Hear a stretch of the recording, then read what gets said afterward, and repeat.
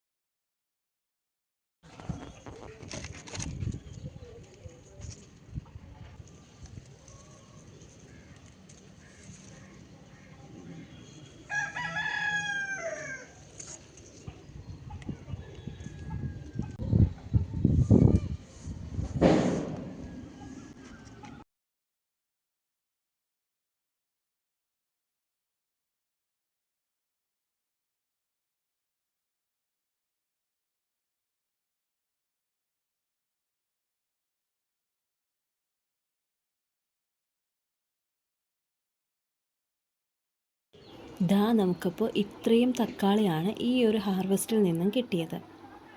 ഇതുപോലുള്ള കൂടുതൽ ഗാർഡനിങ് വിശേഷങ്ങൾ, വിളവെടുപ്പൊക്കെ കാണാനായിട്ട് നമ്മുടെ കൂടെ കൂടിക്കോ. വീഡിയോ ഇഷ്ടപ്പെട്ടാൽ സപ്പോർട്ട് ചെയ്യണേ.